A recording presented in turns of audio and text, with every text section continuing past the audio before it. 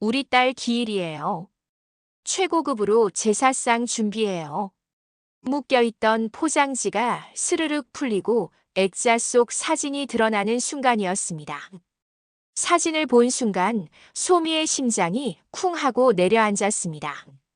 환하게 웃고 있는 5살 여자아이. 바로 어릴 적 자기 모습과 똑같은 아이였기 때문이었어요. 오늘 이야기는 지독한 가난과 폭력 속에서 벗어나 우연처럼 찾아온 한 장의 전단지, 그리고 나비 옷 한 벌로 되찾게 된 친부모 이야기입니다. 사연 시작 전에 구독과 좋아요 잊지 마시고요. 지금 어디에서 이 영상을 보고 계신지도 댓글로 남겨주세요. 큰 힘이 됩니다. 그럼 사연 시작하겠습니다.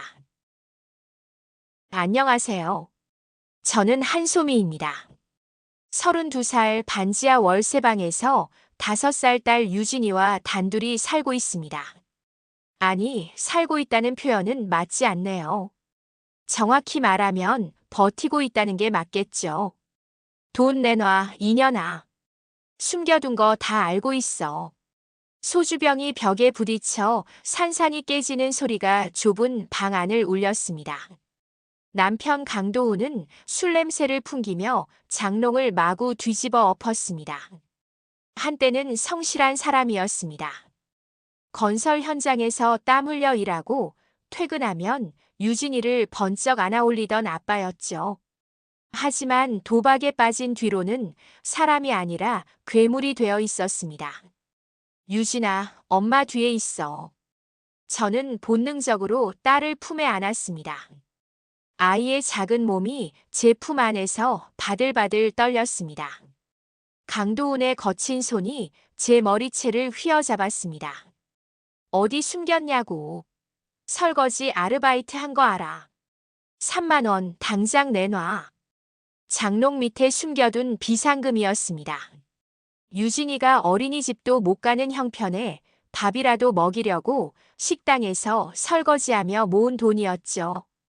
손이 트고 갈라져서 밴드를 붙이고 일했습니다. 그건 유진이 밥값이에요. 제발 이것만은. 대답 대신 돌아온 건 뺨을 때리는 손바닥이었습니다. 따끔한 통증과 함께 귓가에서 윙 소리가 울렸습니다. 유진이가 울음을 터뜨렸습니다. 엄마, 엄마. 그 순간 결심했습니다. 내 몸은 어떻게 되더라도 아이만은 이 지옥에서 데리고 나가야 한다. 강도훈이 화장실로 들어간 틈을 타서 유진이 손을 잡았습니다. 유진아, 조용히 해야 돼. 엄마 따라와. 맨발이었습니다. 신발 신을 시간도 없었습니다. 현관문을 열고 계단을 뛰어내려갔습니다.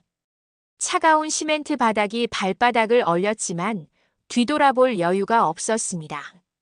이년아, 어딜 가? 뒤에서 강도훈의 고함 소리가 들렸습니다. 더 빨리, 더 멀리 도망쳐야 했습니다. 비가 내리기 시작했습니다. 가을비였지만 매섭게 차가웠습니다. 골목을 헤매다 쓰레기 더미 옆 처마 밑에 쓰러지듯 주저앉았습니다. 젖은 옷이 몸에 달라붙어 더 춥게 느껴졌죠. 엄마 추워. 배고파. 유진이의 떨리는 목소리에 가슴이 찢어지는 것 같았습니다. 아이는 제 품에 파고들어 작게 떨고 있었습니다. 저는 유진이를 꼭 안아주었습니다. 젖은 옷 위로라도 제 체온을 전해주고 싶었습니다. 조금만 참아. 하지만 어떻게 해결한다는 걸까요? 맨발에 3만 원도 못 가지고 나왔는데 갈 곳도 없었습니다. 친정은 없습니다. 고아원에서 자랐거든요. 친구들은 결혼하면서 다 연락이 끊겼습니다. 남편 눈치가 보여서 저도 먼저 연락을 끊었었죠. 빗물이 얼굴을 타고 흘러내렸습니다. 눈물인지 빗물인지 구분이 안 됐습니다. 그때였습니다. 강한 바람에 휘날리던 전단지 한 장이 제 발 앞에 떨어졌습니다. 젖은 종이었지만 글씨는 선명하게 보였습니다. 청담동 입주 도우미 급구. 숙식 제공. 아이 동반 가능. 선불 가능. 손이 저절로 움직여 전단지를 집어들었습니다. 주소와 연락처가 적혀 있었습니다. 청담동. TV에서나 보던 부자 동네였습니다. 입주 도우미라면 살 곳은 생기겠죠. 아이 동반 가능이라니 유진이도 데리고 갈 수 있다는 뜻이었습니다. 선불 가능. 당장 급한 돈도 받을 수 있을지 모릅니다. 유진아, 일어나자. 엄마가 집 찾았어. 아이의 차가운 손을 잡고 일어섰습니다. 맨발이 아팠지만 참을 수 있었습니다. 전단지에 적힌 주소를 손에 꼭 쥐고 다시 걷기 시작했습니다. 지옥 끝에 서 있던 저희 모녀에게 떨어진 한 줄기 동아줄처럼 느껴졌습니다. 비는 계속 내렸지만 저는 걸음을 멈추지 않았습니다. 유진이를 안고 한 걸음 한 걸음 앞으로 나아갔습니다. 어디로 가는지도 모르면서 그저 살아남기 위해 걸었습니다. 그게 그날 밤 제가 할 수 있는 전부였습니다. 전단지에 적힌 주소를 따라 한참을 걸었습니다. 청담동 언덕길은 가파르고 미끄러웠습니다. 맨발로 걷는 아스팔트는 생각보다 거칠었습니다. 작은 돌멩이들이 발바닥을 찔렀지만 유진이를 아는 팔에는 힘을 주었습니다. 엄마, 다 왔어. 아이의 목소리가 점점 약해지고 있었습니다. 체온도 떨어지는 게 느껴졌습니다. 응, 거의 다 왔어. 조금만 더. 언덕 꼭대기에 도착하자 눈앞에 거대한 저택이 나타났습니다. 육중한 철문과 화려한 정원, 2층 양옥집이 빗줄기 사이로 보였습니다. TV 드라마에서나 봤던 그런 집이었습니다. 저한테는 다른 세상 같았죠. 떨리는 손으로 인터폰 버튼을 눌렀습니다. 잠시 후 차갑고 날카로운 목소리가 흘러나왔습니다. 누굽니까? 저. 입주 도우미 전단지 보고 왔습니다. 아이가 비를 너무 많이 맞아서요. 제발 잠시만이라도 들여보내주세요. 대답이 없었습니다. 한참을 기다리다 다시 버튼을 눌렀습니다. 철컥 문이 열렸습니다. 현관으로 들어서자 샹들리에 불빛이 눈부셨습니다. 대리석 바닥에 떨어지는 빗물 소리가 크게 울렸습니다. 정장을 차려입은 중년 남자가 저희를 내려다보았습니다. 집사 노성진 실장이었습니다. 이런 꼴로 여기가 어딘 줄 알고 들어왔습니까? 말투부터 차가웠습니다. 저희 모녀를 보는 눈빛에는 경멸이 가득했습니다. 죄송합니다. 전단지에 입주 도우미 구한다고 해서. 전단지는 맞지만 이런 상태로 오라는 뜻은 아니었는데요. 노 실장은 코를 찌푸리며 한 발 뒤로 물러섰습니다. 마치 저희가 더러운 것처럼 행동했습니다. 유진이가 제 품에서 기침을 했습니다. 아이의 이마가 뜨거웠습니다. 실장님, 제발 하루만이라도 재워주세요. 아이가 많이 아픈 것 같습니다. 내일 당장 일 시작할 수 있습니다. 그때였습니다. 2층 계단에서 실크 가운을 걸친 여인이 내려오고 있었습니다. 새하얀 얼굴에 단정하게 올린 머리, 하지만 눈빛만큼은 얼음장처럼 차가웠습니다. 무슨 소란이에요, 실장. 죄송합니다, 사모님. 입주 도우미 지원자인데 상태가. 오윤정 여사였습니다. 해성그룹 장태성 회장의 아내, 이 집의 안주인이었죠. 윤정의 시선이 저희 모녀에게 꽂혔습니다. 특히 유진이를 보는 눈빛이 이상했습니다. 애까지 데리고 들어와. 집 안에서 애 울음소리 나는 거 질색인 거 몰랐어. 냉랭한 목소리였습니다. 유진이가 그 말에 놀라 울음을 터뜨렸습니다. 으앙. 엄마. 윤정의 얼굴이 일그러졌습니다. 울리지 마. 당장 울리지 말라고. 하지만 겁먹은 아이가 울음을 멈출 리 없었습니다. 윤정이 계단 난간을 꽉 움켜쥐었습니다. 손등에 핏줄이 튀어나올 정도였습니다. 내 딸은 울지도 못하는데 남의 새끼 울음소리를 내가 왜 들어야 해? 그 순간 윤정의 눈가에 눈물이 맺히는 게 보였습니다. 분노인지 슬픔인지 알 수 없는 감정이었습니다. 유진이가 배를 움켜쥐며 말했습니다. 할머니, 배고파요. 밥 주세요. 아이의 가느다란 목소리가 넓은 거실에 울렸습니다. 윤정의 눈빛이 잠시 흔들렸습니다. 뭔가 복잡한 감정들이 스쳐 지나가는 것 같았습니다. 한참을 서 있던 윤정이 차갑게 말했습니다. 저 애부터 밥이나 먹여. 노 실장이 눈을 크게 떴습니다. 사모님 하지만. 실장, 내 말 안 들려요? 애한테 밥 주라고요. 윤정은 더 이상 저희를 보지 않고 2층으로 올라갔습니다. 가온 자락이 계단에 쓸리는 소리만 남았습니다.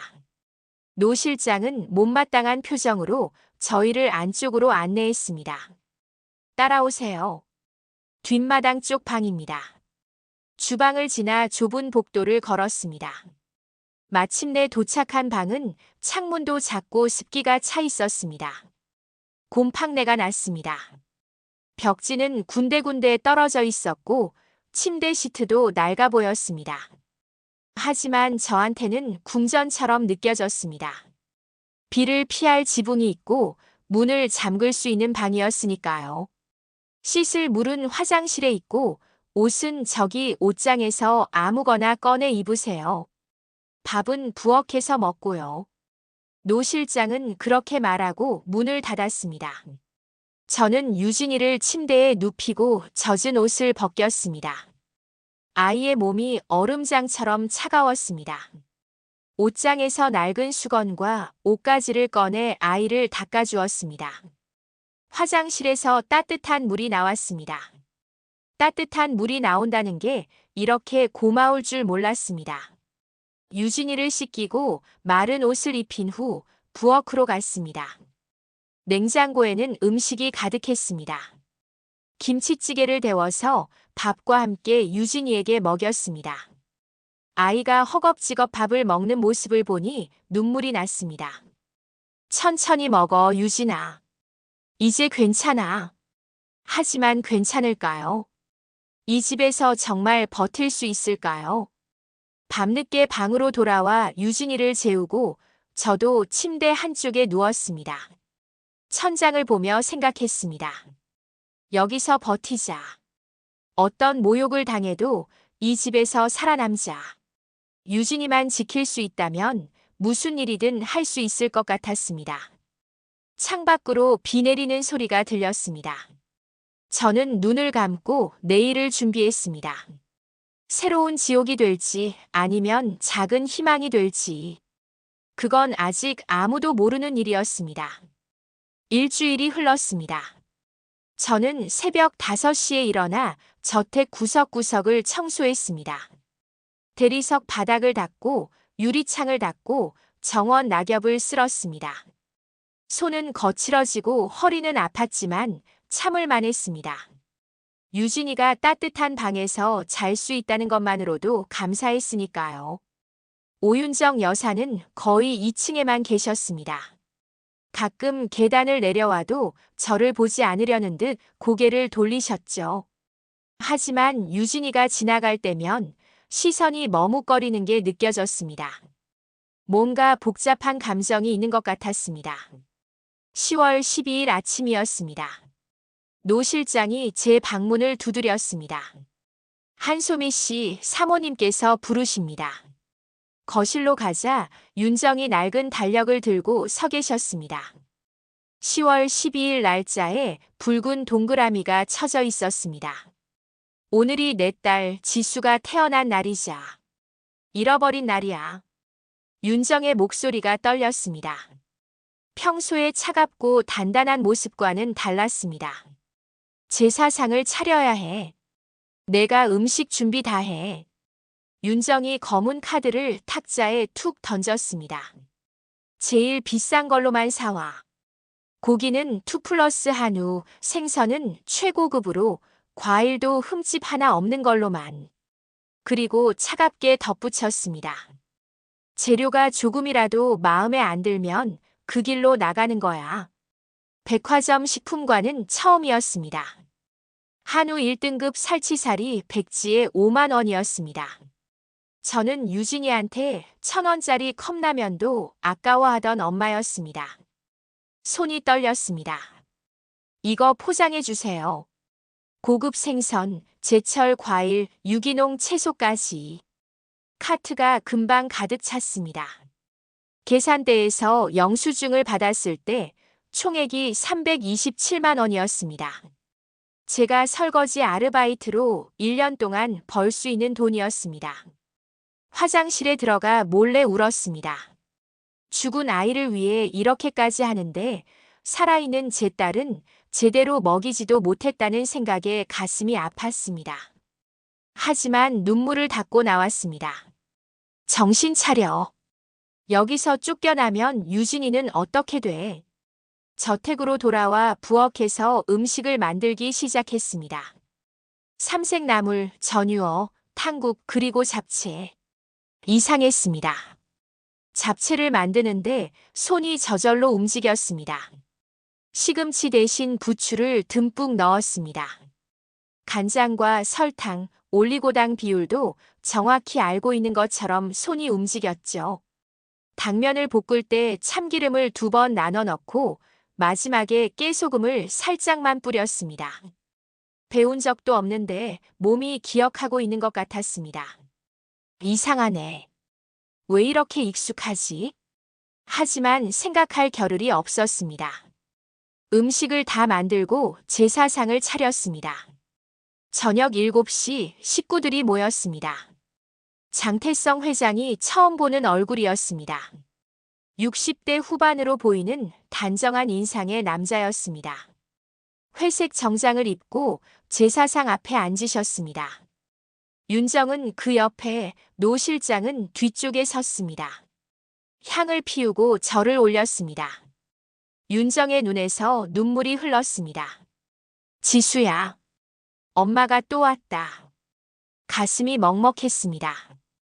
27년 동안 잃어버린 딸을 그리워하며 사는 엄마의 마음이 어떨까요? 절이 끝나고 음식을 먹기 시작했습니다. 장 회장이 잡채를 젓가락으로 집어드셨습니다. 한 입 넣고 동작이 멈췄습니다. 이 잡채 누가 했나? 노 실장이 대답했습니다. 새로 들어온 입주 도우미가 만들었습니다. 장 회장은 말없이 잡채를 계속 드셨습니다. 표정이 복잡했습니다. 윤정도 잡채를 먹고 있었습니다. 손이 떨리고 있었습니다. 여보, 이 맛. 장 회장이 젓가락을 내려놓으며 말했습니다. 지수 잡채야. 부추 넣고 만든 짭조름한 간장 맛 뒤에 올라오는 부추 향과 은은한 단맛. 저도 모르게 만든 그 맛이 이 집의 비밀 레시피였던 겁니다. 27년 전 잃어버린 막내딸 지수만을 위해 윤정이 만들던 그 맛이었습니다. 윤정이 저를 쳐다봤습니다. 날카롭고 의심스러운 눈빛이었습니다. 너 어떻게 이 맛을 알아? 죄송합니다. 그냥 손이 가는 대로 만들었습니다. 손이 가는 대로? 말도 안 돼. 이건 아무나 못 만드는 맛이야. 윤정이 자리에서 일어났습니다. 누가 가르쳐줬어? 아니면 어디서 레시피를 훔쳐봤어? 정말 아무것도 모릅니다. 그냥. 노 실장이 끼어들었습니다. 사모님, 요즘은 인터넷에 다 나오지 않습니까? 그냥 우연히.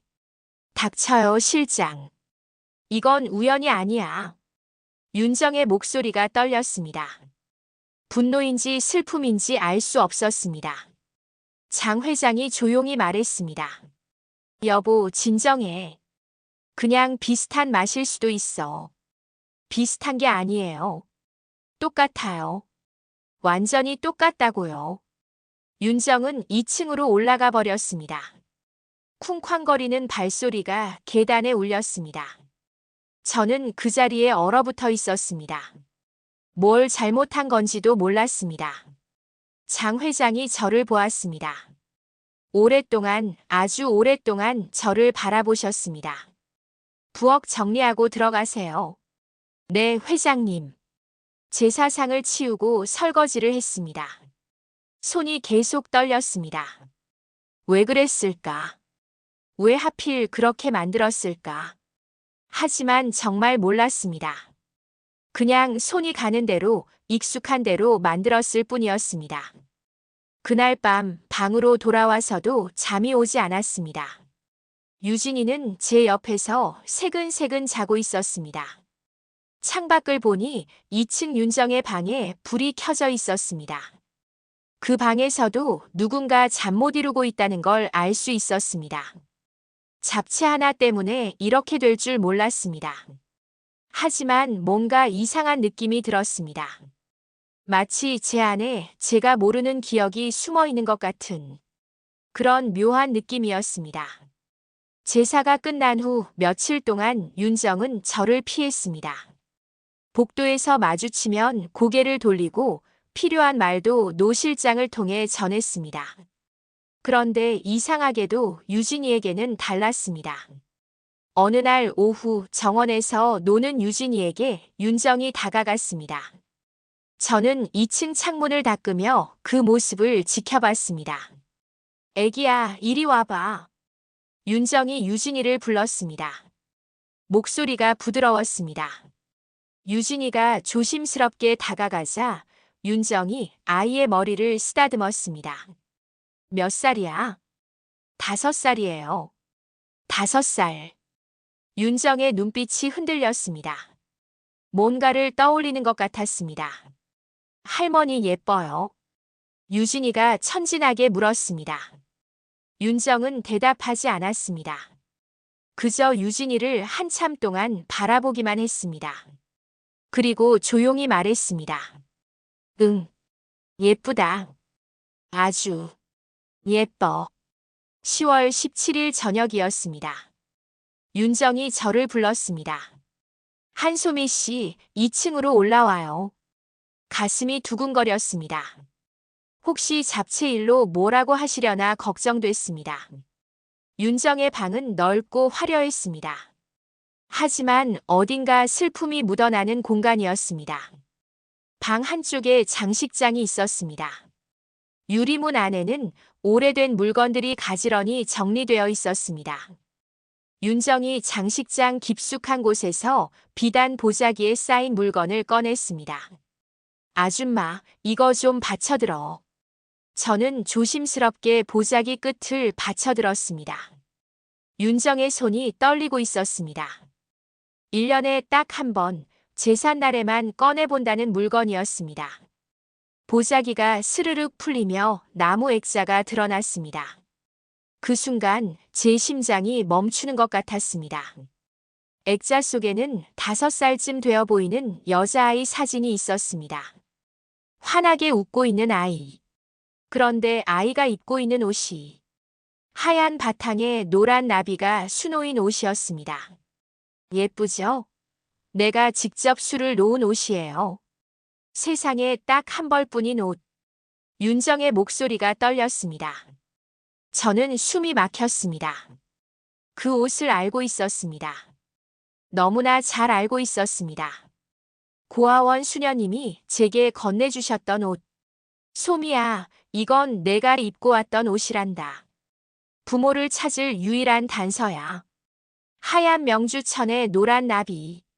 왼쪽 소매 끝에 붉은 점까지. 똑같았습니다. 완전히 똑같았습니다. 손에서 힘이 빠지며 은쟁반을 떨어뜨렸습니다. 쨍그랑. 그릇이 산산이 부서지며 탕국이 바닥에 쏟아졌습니다. 뭐 하는 짓이야? 윤정이 소리쳤습니다. 죄송합니다. 저는 무릎을 꿇고 깨진 그릇을 주우려 했습니다.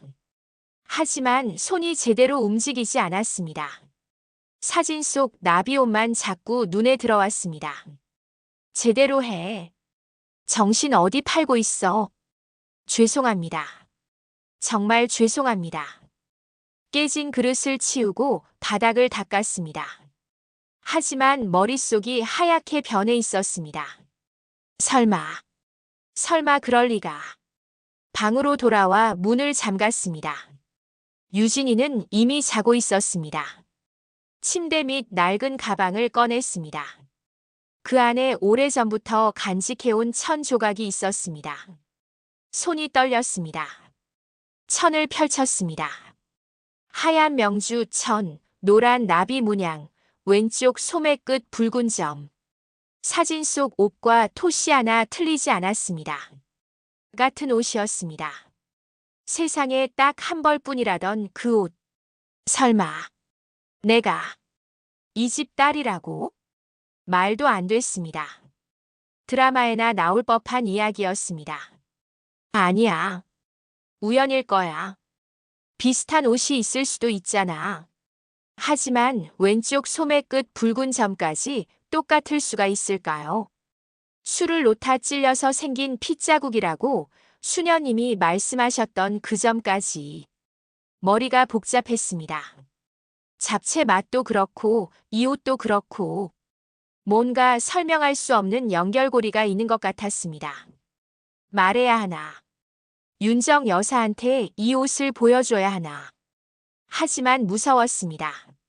만약 아니라면 사기꾼 취급받을 게 뻔했습니다. 이 집 딸이라고 거짓말하는 거짓말쟁이라고. 그리고 쫓겨날 겁니다. 유진이와 함께 다시 지옥으로 돌아가야 하는 거죠. 천을 다시 접어 가방 깊숙이 숨겼습니다. 좀 더 생각하자. 확실해질 때까지. 침대에 누웠지만 잠이 오지 않았습니다. 천장을 바라보며 온갖 생각이 머릿속을 스쳤습니다. 만약 정말 제가 이 집 딸이라면 27년 동안 고아원에서 가난 속에서 폭력 속에서 살았던 제 인생은 뭐였을까요? 눈물이 흘렀습니다. 그때 방문 밖에서 인기척이 났습니다. 노크 소리도 없이 누군가 문고리를 천천히 돌렸습니다. 잠겨 있어서 열리지 않았지만 분명히 누군가 밖에 서 있었습니다. 누구세요? 대답이 없었습니다. 한참 후 발소리가 멀어졌습니다. 가슴이 두근거렸습니다. 다음 날 아침 일찍 일어나 가방을 확인했습니다. 나비 옷이 없었습니다. 어디 갔지? 가방을 뒤집고 침대 밑을 뒤졌습니다. 옷장도 열어보고 화장실도 확인했습니다. 없었습니다. 분명 어젯밤 가방에 넣어뒀는데 흔적도 없이 사라졌습니다. 어젯밤 문고리를 돌렸던 사람. 등골이 오싹해졌습니다. 누군가 제 방에 들어와서 나비 옷을 가져간 겁니다. 누가? 왜? 노 실장의 차갑고 날카로운 눈빛이 떠올랐습니다. 밤중에 뭘 그렇게 꽁꽁 숨기고 있었습니까? 어젯밤 윤정 방에서 나올 때 복도에서 저를 지켜보던 그 눈빛. 노 실장이었습니다. 분명 그였습니다. 가슴이 철렁 내려앉았습니다. 나비 옷은 제가 이 집 딸일 수도 있다는 유일한 증거였습니다. 그 증거가 사라졌습니다. 아니, 누군가에게 빼앗긴 겁니다. 그리고 며칠 후 더 끔찍한 일이 벌어졌습니다. 10월 21일 오후였습니다. 저는 2층 복도를 청소하고 있었습니다. 윤정의 방 앞을 지나는데 안에서 비명 소리가 들렸습니다. 여보, 내 다이아 반지가 없어졌어요. 윤정의 목소리였습니다. 잠시 후 장 회장과 노 실장이 급히 올라왔습니다. 저도 걸레를 들고 그 자리에 서 있었습니다. 없어질 리가 없는데. 분명 서랍에 넣어뒀어요. 윤정이 화장대 서랍을 뒤지며 말했습니다. 5캐럿짜리 다이아 반지였습니다. 장 회장이 결혼 30주년 기념으로 선물한 윤정이 가장 아끼는 반지였죠. 사모님, 언제 마지막으로 보셨습니까? 노 실장이 조용히 물었습니다. 어제 저녁. 아니, 그저께였나. 분명 여기 넣어뒀는데. 방 안이 뒤집혔습니다. 서랍마다 열어보고 침대 시트도 들춰봤습니다. 없었습니다. 노 실장의 시선이 저에게 꽂혔습니다. 한소미 씨, 혹시 이 방 청소하면서 뭔가 본 거 없습니까? 아니요. 저는 아무것도. 그럼 가방 좀 보여주시죠. 네. 의심하는 건 아닙니다만 절차상 확인이 필요합니다. 가슴이 철렁했습니다. 제 가방이요? 하지만 저는 정말 보여주기 싫으신 겁니까? 노 실장의 눈빛이 날카로웠습니다. 아니요. 보여드리죠. 1층 제 방으로 내려가 낡은 가방을 가져왔습니다. 손이 떨렸습니다. 노 실장이 가방을 받아 열었습니다. 옷가지, 유진이 인형, 낡은 지갑, 그리고 가방 밑바닥에서 반짝이는 다이아 반지가 나왔습니다. 이게 뭡니까? 장 회장의 얼굴이 굳었습니다. 윤정이 손으로 입을 막았습니다. 저 아닙니다. 제가 넣은 게 아니에요. 그럼 반지가 혼자 걸어 들어갔단 말입니까? 노 실장의 목소리가 차가웠습니다. 누군가 저한테 누명을 씌우려고. 제발 믿어주세요. 하지만 증거는 명백했습니다. 제 가방에서 나온 반지. 윤정이 실망한 얼굴로 고개를 저었습니다. 그래서 잘해주면 안 되는 거예요. 역시 근본 없는 사람은 칼로 찌르는 것 같은 말이었습니다. 노 실장이 기다렸다는 듯 말했습니다. 회장님, 경찰에 신고하시죠. 이건 명백한 절도입니다. 잠깐만요. 제발 제 말 좀 들어주세요. 저 정말 아니에요. 누가 저한테. 바로 그때였습니다. 딩동, 딩동. 인터폰이 요란하게 울렸습니다. 화면에 남루한 옷을 입은 남자가 대문을 발로 차고 있었습니다. 술에 취해 비틀거리는 모습이었습니다. 강도훈이었습니다. 안 열어줘? 내 마누라 거기 있는 거 다 알아. 문 열어. 노 실장이 인터폰 버튼을 눌렀습니다. 누구십니까? 여긴 사유지입니다. 한소미 남편이야. 내 마누라 당장 내보내. 윤정이 미간을 찌푸렸습니다. 저 사람이 남편이에요. 저는 고개를 숙였습니다. 부끄럽고 창피했습니다. 경호원들이 강도훈을 제지했지만 그는 고래고래 소리를 질렀습니다. 결국 거실까지 난입한 강도훈은 저를 보자마자 달려들었습니다. 인연 찾았다. 머리채를 잡아 끌었습니다. 아, 네가 내 돈 훔쳐서 도망친 거 다 알아. 경찰 신고할 거야. 장 회장이 경호원들에게 신호했습니다. 저 사람 떼어내. 하지만 강도훈은 막무가내였습니다. 회장님, 이 여자 원래 도둑이에요. 저한테서 돈 훔쳐 달아난 년이라고요. 그리고 윤정을 보며 소리쳤습니다. 남의 집에서도 도둑질하다 걸린 겁니다. 전년 감옥에 보내야 해요. 도둑년, 사기꾼, 거짓말쟁이. 온갖 욕설이 쏟아졌습니다. 저는 그 자리에 무릎을 꿇었습니다. 변명할 힘도 없었습니다. 남편까지 와서 이러니 누가 제 말을 믿어주겠습니까? 유진이가 제 방에서 뛰어나왔습니다. 엄마. 강도훈이 유진이를 보고 손을 뻗었습니다. 야, 이리 와. 아빠한테 와. 싫어요. 아빠 무서워요. 유진이가 제 뒤로 숨었습니다. 강도훈이 화가 나서 저를 밀쳤습니다. 몸싸움 끝에 제 낡은 티셔츠 어깨 부분이 찢어졌습니다. 찌! 천이 찢어지는 소리와 함께 왼쪽 어깨가 드러났습니다. 샹들리의 불빛 아래 화상 흉터가 선명하게 보였습니다. 손바닥만 한 크기의 오그라든 살갗. 계단 위에서 이 장면을 내려다보던 윤정이 갑자기 비명을 질렀습니다. 아! 그리고 계단을 굴러떨어질 듯 뛰어내려왔습니다. 윤정이 제 앞에 무릎을 꿇었습니다. 떨리는 손으로 제 왼쪽 어깨를 만졌습니다. 손끝이 차갑게 느껴졌습니다. 이 흉터. 이 흉터는 윤정의 목소리가 떨렸습니다. 27년 전 그날이 떠올랐다고 했습니다. 5살 딸 지수에게 끓는 미역국이 쏟아지던 날. 아, 뜨거워. 하며 울던 아이의 왼쪽 어깨. 병원에 데려갔지만 흉터가 남았던 그 상처. 지수야. 너였니? 우리 지수였어. 윤정이 저를 끌어안았습니다. 전신에 소름이 돋았습니다. 장 회장도 계단을 내려왔습니다. 제 어깨에 흉터를 보는 순간 얼굴이 새하얗게 변했습니다. 저 흉터. 왼쪽 어깨 화상. 장 회장의 목소리가 갈라졌습니다. 회장님, 설마 정말. 노 실장도 당황한 표정이었습니다. 윤정이 저를 놓지 않았습니다.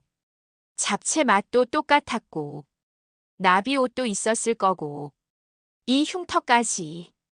나비 옷은 없어졌습니다. 제가 작은 목소리로 말했습니다. 뭐? 며칠 전에 제 가방에서 사라졌어요. 누가 가져간 것 같습니다. 윤정이 노 실장을 쳐다봤습니다. 노 실장은 표정 하나 변하지 않았습니다. 저는 모르는 일입니다. 지금 중요한 게 그게 아니잖아요. 장 회장이 소리쳤습니다. 유전자 검사를 해야 합니다. 당장. 그날 밤 긴급으로 검사가 진행됐습니다. 의사가 저택으로 왔습니다. 면봉으로 제 입 안쪽을 긁었습니다. 장 회장과 윤정도 같은 검사를 받았습니다. 결과는 4시간 후에 나옵니다. 의사가 샘플을 들고 나갔습니다. 기다리는 시간이 영겁처럼 느껴졌습니다. 윤정은 제 옆에 앉아 계속 제 손을 잡고 있었습니다. 지수야, 정말 내가 맞니? 저도 잘 모르겠습니다. 27년 동안 어디 있었어? 어떻게 살았어? 고아원에서 자랐습니다. 수녀님들이 키워주셨어요. 윤정의 눈에서 눈물이 흘렀습니다. 우리 딸이 고아원에서. 내가 미안해. 엄마가 정말 미안해. 저도 울컥했습니다. 혹시, 정말 혹시 이분들이 제 부모라면 27년 동안 부모 없이 살았던 제 인생은 뭐였을까요? 강도우는 경호원들에게 붙잡혀 한쪽 구석에 앉아 있었습니다. 술이 깨면서 상황을 파악한 듯 입을 다물고 있었습니다. 유진이는 제 품에 안겨 잠들어 있었습니다. 자정이 넘어서 의사가 다시 왔습니다. 손에 흰 봉투를 들고 있었습니다. 거실이 조용해졌습니다. 의사가 봉투를 열었습니다. 서류를 꺼내 읽기 시작했습니다. 검사 결과 한소미 씨와 장태성 씨, 오윤정 씨는 심장이 터질 것 같았습니다. 생물학적 친자 관계가 성립합니다. 일치율 99.999%입니다. 순간 세상이 멈춘 것 같았습니다. 윤정이 그 자리에서 주저앉으며 울부짖었습니다. 지수야, 우리 지수야. 장 회장도 무릎을 꿇고 저를 끌어안았습니다. 내 딸, 우리 딸. 아비가 죽일 놈이다. 남자가 이렇게 우는 걸 처음 봤습니다. 저도 눈물이 멈추지 않았습니다. 아빠, 엄마. 평생 불러보지 못했던 그 단어가 입에서 나왔습니다.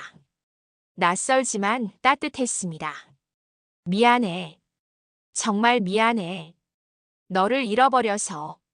너를 찾지 못해서. 윤정이 제 얼굴을 두 손으로 감싸며 말했습니다. 괜찮아요. 이제 찾았잖아요. 27년 동안 얼마나 힘들었니? 엄마가 지켜주지 못해서. 이제는 함께 있을 수 있죠. 당연하지.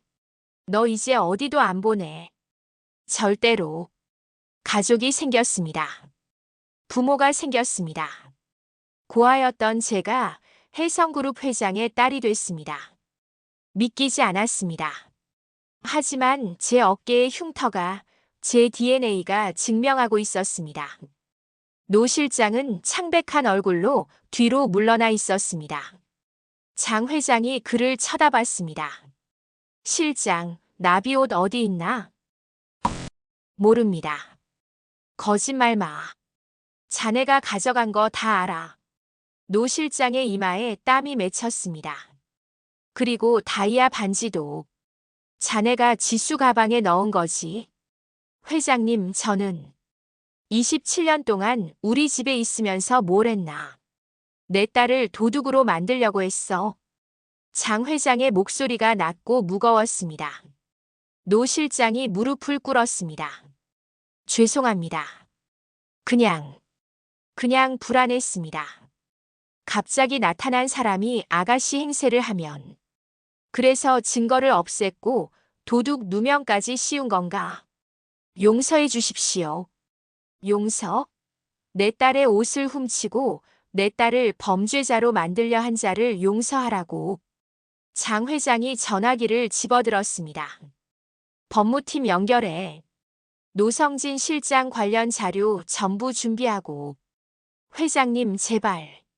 지난 10년간 법인카드 유용 내역, 리베이트 받은 거래처 목록, 공금 횡령 증거. 다 있어. 이미 조사는 끝났어. 노 실장의 얼굴이 흑빛이 됐습니다. 내 딸을 건드린 건 옷 한 벌이 아니야.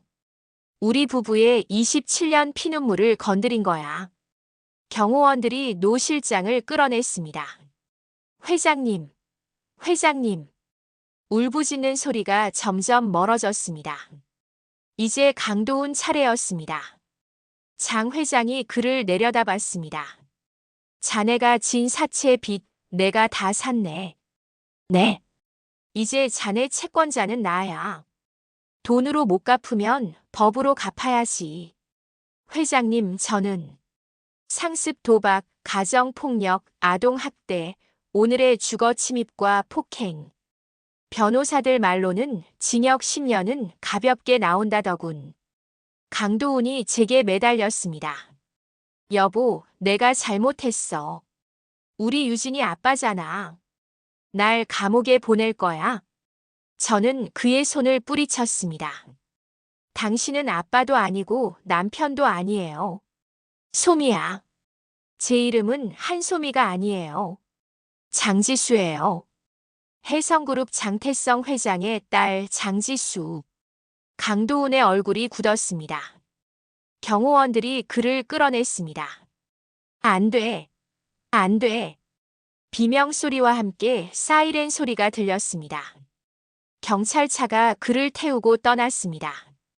27년 만에 멈춰있던 운명의 시계가 다시 움직이기 시작했습니다. 다음 날 아침 저택은 조용했습니다. 하지만 그 고요함은 폭풍 전야 같은 것이었습니다. 장 회장은 서재에서 변호사들과 회의를 하고 있었습니다. 노 실장과 강도훈을 상대로 합법적 절차가 시작된 겁니다. 저는 윤정과 함께 거실에 앉아 있었습니다. 엄마는 제 손을 계속 잡고 있었습니다. 지수야, 27년 동안 어떻게 살았는지 다 말해줄래? 천천히 이야기했습니다. 고아원에서의 외로운 시절, 성인이 되어 홀로 살아가던 날들. 강도훈을 만나 결혼했던 일, 유진이를 낳았던 일. 그리고 도박과 폭력으로 얼룩진 지옥 같은 결혼 생활까지. 윤정은 제 이야기를 들으며 계속 울었습니다. 내가 손만 제대로 잡고 있었어도, 내가 정신만 차렸어도, 엄마 잘못 아니에요. 아니야. 다 엄마 잘못이야. 내가 너를 놓쳤어. 내가 너를 지키지 못했어. 윤정이 저를 꼭 안았습니다. 그렇게 한참을 안고 있었습니다. 서재 문이 열리고 장 회장이 나왔습니다. 손에 서류 뭉치를 들고 있었습니다. 지수야, 이리 와봐. 아빠는 서류를 펼쳐 보여주었습니다. 노성진 관련 자료야.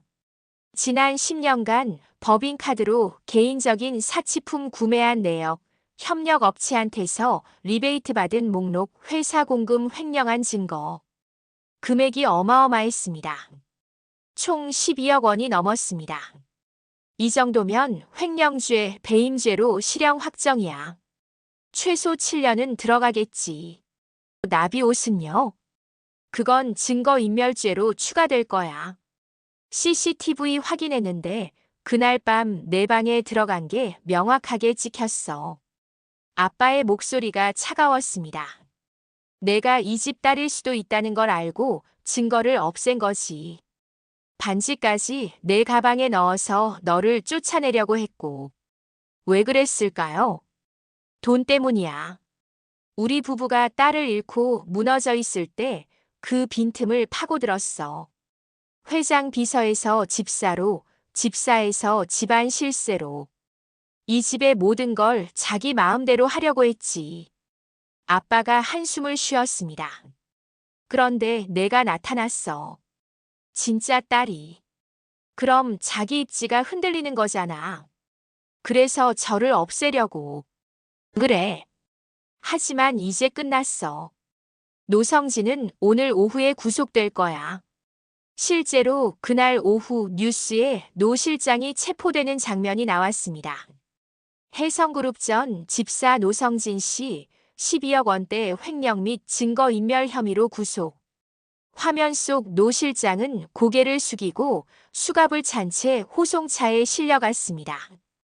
윤정이 그 장면을 보며 말했습니다. 27년 동안 우리 곁에 있으면서 결국 배신했네요. 사람은 원래 그런 거예요, 여보. 힘들 때 도와주는 척 하다가 정작 중요한 순간에 등을 돌리죠. 아빠가 쓸쓸하게 웃었습니다.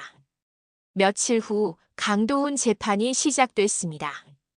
법정에 섰을 때 강도훈은 초라한 모습이었습니다. 주황색 죄수복을 입고 수갑을 찬 채였습니다. 검사가 기소 내용을 읽었습니다.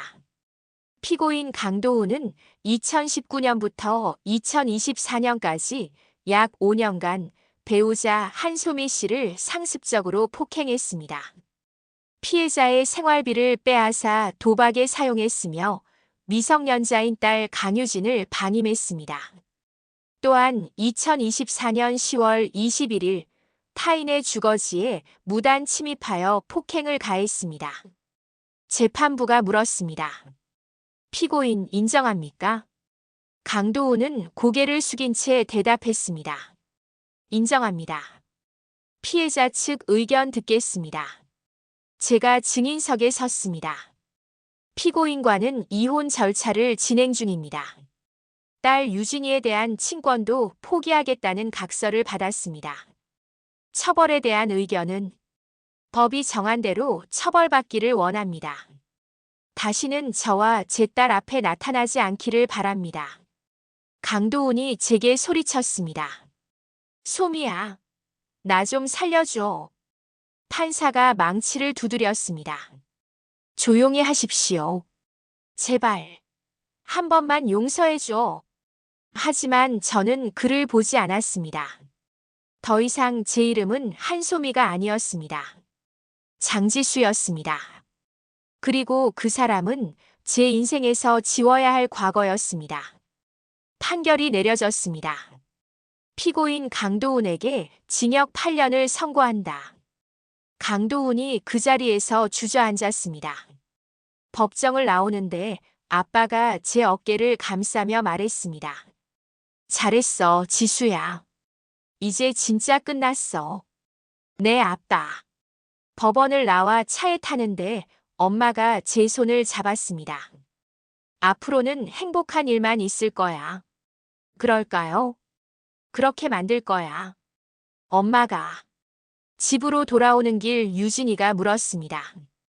엄마, 이제 무서운 아빠 안 와? 응. 이제 안 와. 영원히. 나 무서웠어. 아이를 꼭 안아주었습니다. 미안해, 유진아. 이제 저희에게는 가족이 있었습니다. 더 이상 도망치지 않아도, 숨지 않아도, 굶주리지 않아도 되는 곳. 그날 밤 저택 식탁에는 따뜻한 저녁이 차려졌습니다. 아빠와 엄마 그리고 저와 유진이. 네 사람이 둘러앉아 밥을 먹었습니다. 지수야, 많이 먹어. 유진아, 할머니가 미역국 떠줄까? 평범한 대화였지만 저한테는 기적 같은 순간이었습니다. 27년 만에 가족과 함께하는 식사였으니까요. 창밖으로 가을 달빛이 쏟아졌습니다. 이제 겨울이 오겠지만 더 이상 춥지 않을 것 같았습니다. 따뜻한 집이 있고 사랑하는 가족이 있으니까요. 1년이 흘렀습니다. 2025년 10월 12일, 다시 그날이 왔습니다. 하지만 작년과는 모든 게 달랐습니다. 작년 이맘때, 이날은 죽은 딸을 위한 제삿날이었습니다. 향 냄새와 곡소리가 가득했던 슬픔의 날이었죠. 하지만 지금은 달랐습니다. 지수야, 이리 와서 간 좀 봐라. 엄마가 미역국 끓였는데 어때? 분홍 앞치마를 두른 엄마가 들뜬 목소리로 불렀습니다. 부엌에서는 은은한 미역국 냄새가 퍼지고 있었습니다. 더 이상 제사 음식이 아니라 생일 축하 미역국이었습니다. 엄마, 제가 할게요. 좀 쉬세요. 아니야. 내 딸 생일인데 엄마가 직접 해야지. 엄마는 예전의 우울하고 차가운 모습이 아니었습니다. 눈빛에 생기가 돌았고 얼굴에는 미소가 가득했습니다. 국을 맛보니 정말 맛있었습니다. 엄마, 세상에서 제일 맛있어요. 그래. 다행이다. 너 낳고 처음 먹었던 미역국 맛 기억하면서 끓였거든. 엄마의 눈가가 촉촉해졌습니다. 27년 만에 다시 끓이는 거야. 내 딸 생일 미역국. 저도 울컥했습니다. 거실에는 더 이상 영정 사진도 제사상도 없었습니다. 대신 3단 케이크가 놓여 있었습니다. 분홍색과 하얀색 크림으로 장식된 예쁜 케이크였습니다. 풍선도 가득했고 장미꽃다발도 백송이나 놓여 있었습니다. 할아버지, 저 이거 불어도 돼요? 6살이 된 유진이가 풍선을 들고 물었습니다.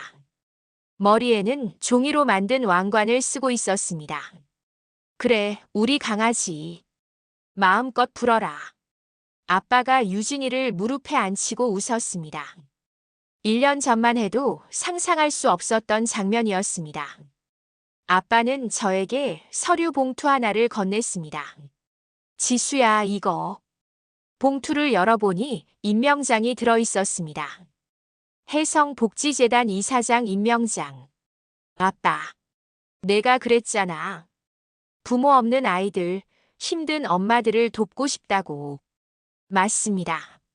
몇 달 전 아빠한테 말씀드렸었습니다.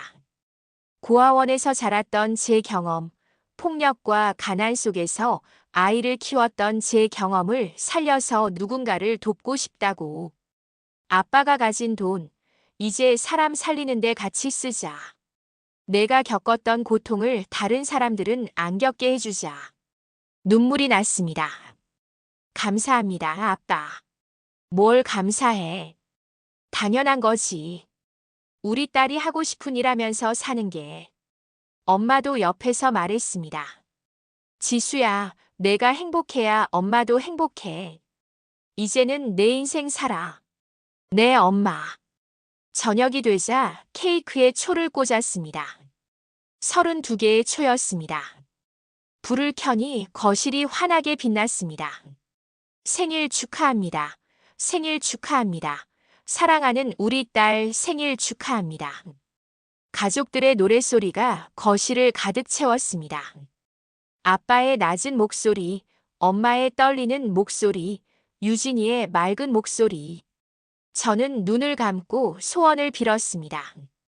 사실 더 이상 바랄 게 없었습니다. 따뜻한 집도 있고, 사랑하는 가족도 있고, 하고 싶은 일도 생겼으니까요. 그래도 한 가지 소원을 빌었습니다. 이 행복이 오래오래 지속되게 해주세요. 초를 불었습니다. 후. 박수 소리와 환호 소리가 터졌습니다. 축하해, 지수야. 엄마 축하해요. 케이크를 자르고 나눠 먹었습니다. 달콤한 크림 맛이 입안 가득 퍼졌습니다. 유진이가 크림을 입 주변에 묻히고 웃었습니다. 할머니, 맛있어요. 그래. 우리 유진이 많이 먹어. 평범한 생일 파티였습니다. 하지만 저한테는 평생 잊지 못할 순간이었습니다. 27년 동안 단 한 번도 받아보지 못했던 생일 축하를 이렇게 받고 있었으니까요. 밤이 깊어갈 무렵 발코니에 나갔습니다. 서울 야경이 한눈에 보였습니다. 1년 전 이맘때 저는 비를 맞으며 맨발로 도망치고 있었습니다. 쓰레기 더미 옆에 쓰러져 있었죠. 하지만 지금은 이렇게 높은 곳에서 따뜻한 집에서 세상을 내려다보고 있습니다. 지수야, 안 추워? 아빠가 코트를 가져와 제 어깨에 걸쳐 주었습니다. 괜찮아요. 1년 전 오늘 우리 다시 만났지. 네. 기적 같은 일이야. 정말. 아빠가 제 어깨를 감싸며 말했습니다. 앞으로는 좋은 일만 있을 거야. 아빠가 지켜줄게. 아빠. 왼쪽 어깨에 따뜻한 가을 햇살이 내려앉았습니다. 화상 흉터 위로요. 예전에는 이 흉터가 부끄러웠습니다. 상처였고 아픔의 증거였으니까요. 하지만 이제는 달랐습니다. 이 흉터가 저를 가족에게 데려다 줬습니다. 27년 만에 부모를 찾게 해줬습니다. 이제 이 흉터는 훈장이었습니다. 고통을 이겨낸 증거였고 기적을 만든 표시였습니다. 집 안으로 돌아오니 엄마와 유진이가 소파에 앉아 있었습니다. 엄마, 피곤하시죠? 주무세요. 아니야. 오늘은 밤새 깨어 있고 싶어. 내 딸이 옆에 있는데. 저는 엄마 옆에 앉았습니다. 유진이는 할머니 무릎을 베고 잠들어 있었습니다. 지수야. 네, 엄마. 행복하니? 네. 정말 행복해요. 다행이다. 그게 엄마가 제일 바라던 거야. 엄마가 제 손을 꼭 잡았습니다. 따뜻했습니다. 지독한 겨울을 맨발로 건너온 한 여자. 그 딸, 그리고 27년 만에 다시 만난 부모의 이야기. 이제 그 이야기는 해피엔딩을 맞이했습니다. 버려진 아이가 아니라 끝까지 나를 찾던 부모가 있었습니다. 그리고 이제는 제가 누군가의 빛이 될 차례였습니다. 해성복지재단 이사장으로서 저처럼 힘든 사람들을 돕는 일. 그게 앞으로 제가 할 일이었습니다. 창밖으로 별이 빛나고 있었습니다. 1년 전 그 비 내리던 밤 전단지 한 장이 제 인생을 바꿨습니다. 지옥에서 뛰쳐나와 천국을 발견했습니다. 이제 저도 누군가에게 그런 희망이 되고 싶었습니다.